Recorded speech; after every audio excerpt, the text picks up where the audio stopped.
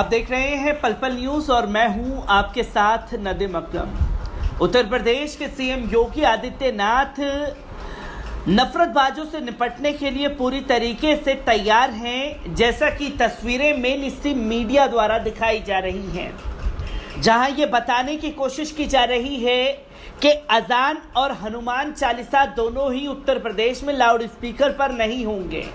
तो वहीं कई बड़े फरमान जो हैं सीएम योगी आदित्यनाथ की तरफ से लिए गए, तो उनका प्रशासन पूरी तरीके से अलर्ट दिखाई दिया और जो छवि मेन स्ट्रीम मीडिया के जरिए सामने दिखाने की कोशिश की जा रही है, वो खेल जो खेला जा रहा है उसे दरअसल समझने की ज़रूरत है, क्योंकि इतने सालों से तमाम त्योहार निकल गए, तब लाउड स्पीकर पर रोक नहीं लगी। रमज़ान का पाक महीना आते ही रोक लग जाती है। धार्मिक स्थल जो तमाम आयोजन सड़कों पर किए जाने थे वो तमाम चीज़ें हो गई, पर रमज़ान के पाक महीने में जब अलविदा जुम्मे की नमाज लोग सड़कों पर पढ़ते हुए दिखाई देते हैं, ईद की नमाज पढ़ते हुए दिखाई देते हैं, तो उसके लिए हाई अलर्ट जारी कर दिया गया है। सीएम योगी आदित्यनाथ द्वारा किस तरीके से कार्रवाई की जा रही है, पहले कैराना से आते हुए इस वीडियो पर नजर डाल लीजिए। मेरा नाम आशीर्वाद आशीर्वाद जी, क्या किया आप लोगों ने आज यहाँ पे और किस बात का विरोध है? हम लोगों ने आज जो है जब इख्तियार पार्टी देते हुए वीसी साहब को देखा तो हम लोगों ने सोचा, देखिए एकेडमिक रूप से पूर्ण तरह से अलग रहते हैं। जब कोई छात्र का मुद्दा होता है तो ये अलग रहते हैं, लेकिन इख्तियार पार्टी के लिए इनको समय है। जहां एक तरफ देश में वर्तमान समय में समान नागरिक संहिता की बात हो रही है, वहीं पे काशी हिंदू विश्वविद्यालय जैसे विश्वविद्यालय में सामान्य परंपरा से हट करके, जो यहाँ की परंपरा रही है वहाँ से हट करके और बीएचयू में बाकायदा अकादमिक रूप से इख्तियार पार्टी का आयोजन किया जाना, ये कहीं ना कहीं एक निंदनीय है और हम लोग इसका पूर्ण रूप से विरोध करते हैं। और इसी निमित्त हम लोगों ने वीसी साहब का पुतला फूका, मतलब उनकी जो है प्रति पुतला हम लोग एक तरह से प्रतीकात्मक विरोध किए। और आज के डिस्कोर्स में ये एक तरह का एक विश्वविद्यालय को ध्रुवीकरण के रूप में डाल देना। माननीय जीसी त्रिपाठी जब यहाँ कुलपति हुआ करते थे तो उन्होंने जो है नवरात्रि में भी जो है भोज देने का काम किया था, फलाहार देने का काम किया था। और जब उनके प्रति जो उनके बाद जो कुलपति आए उन्होंने इस परंपरा को तो धूमिल कर ही दिया, साथ ही साथ ये एक नई परंपरा का जो है उन्होंने जो क्या इससे पूर्व आपने रमजान के महीने में कभी देखा? नहीं, आज से पूर्व कभी भी रमजान में इस तरह की इख्तियार पार्टी की आयोजन नहीं हुआ। हिंदू विरोधी आदमी है और ये पूर्ण रूप से हिंदू विरोधी मानसिकता को एक विकसित करने का जो है एक सोची समझी राजनीति है ये जो विश्वविद्यालय। महिला महाविद्यालय को चुना गया इसके लिए क्योंकि वो महिला महाविद्यालय एक तरह से दो पार्ट को इन्होंने बांटने का प्रयास कर रहा है। एक तरह से वो महिलाओं को भी ध्रुवीकरण करने का प्रयास इन्होंने किया और एक तरह से हिंदू विश्वविद्यालय में एक मैसेज इन्होंने दिया देश के प्रबुद्ध जनों को, वो एक मैसेज देने का काम किया। इसलिए उन्होंने, हमें लगता है कि महिला महाविद्यालय को चुना तो उनके लिए ये सकारात्मक। ठीक, हाँ, हेलो, एक बार फिर से अपना नाम बता दें। जी, मेरा नाम शुभम है। मैं क्या किया आप लोगों ने आज? विद्यार्थी है। यहाँ पे पुतला दहन का कार्यक्रम था कुलपति जी नित्य नए जो है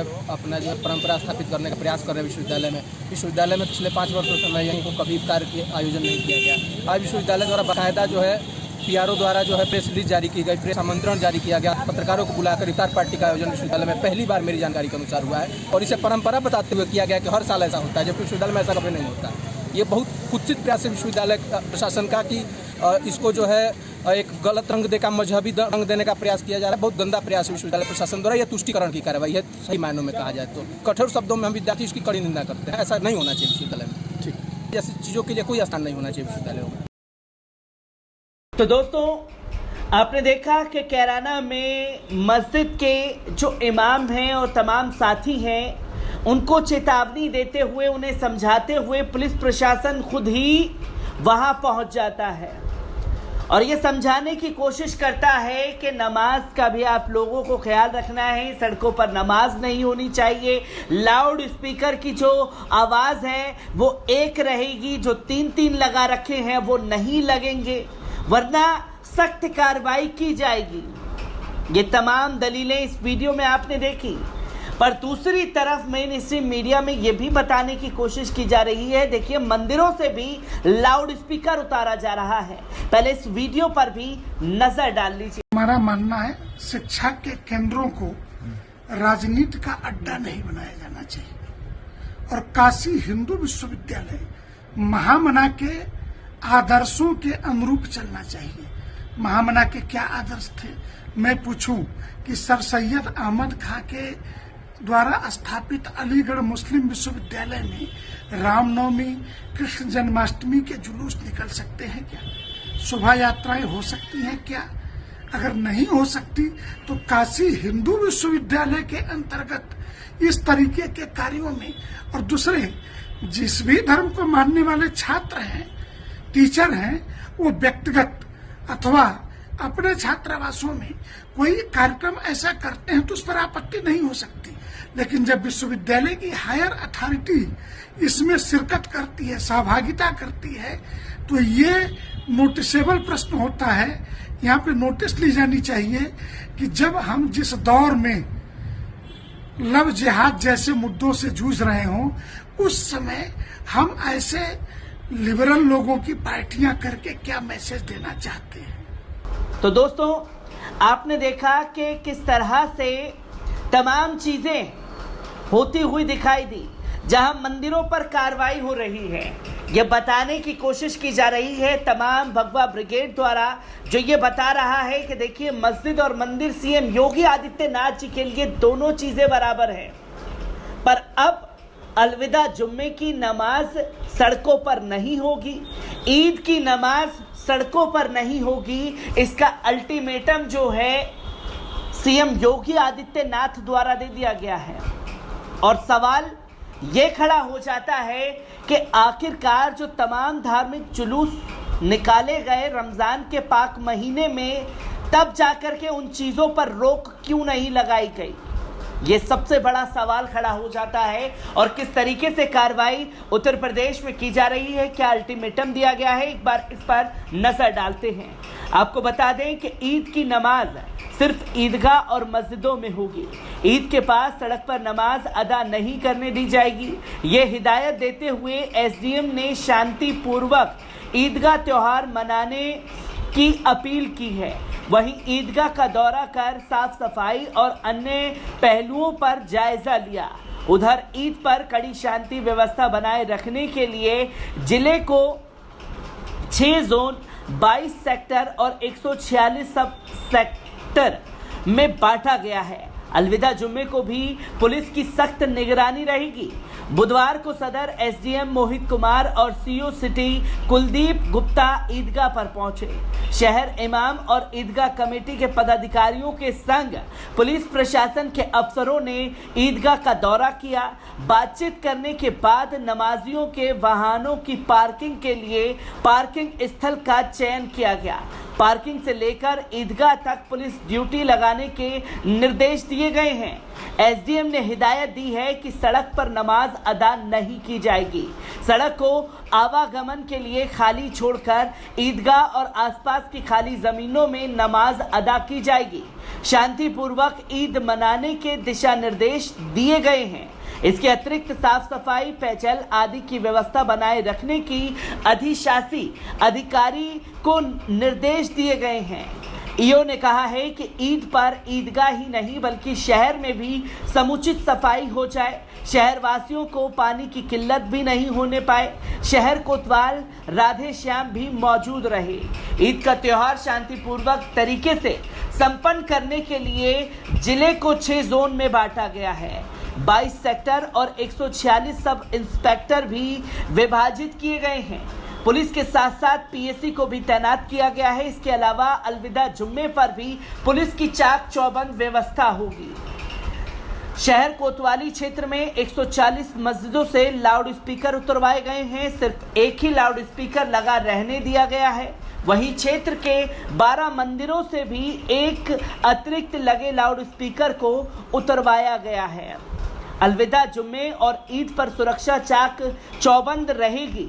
जिले को 6 जोन और 22 सेक्टर में बांटकर व्यवस्था बनाई जाएगी। इसके लिए दिशा निर्देश जारी कर दिए गए हैं। शांति समिति की बैठक भी हो चुकी है, जहां 140 मस्जिदों से लाउड स्पीकर उतारे जा रहे हैं, तो वहीं एडी साहब ने एक मंदिर से लाउड स्पीकर उतारने की जहमत उतारी है। और तब ये पुलिस प्रशासन कहाँ था जब जुलूस के बहाने मुसलमानों के खिलाफ एक बिगुल फूंकने की तैयारी की जा रही थी। जगह जगह मस्जिदों के बाहर भगवा झंडे लगाने की कोशिश की जा रही थी।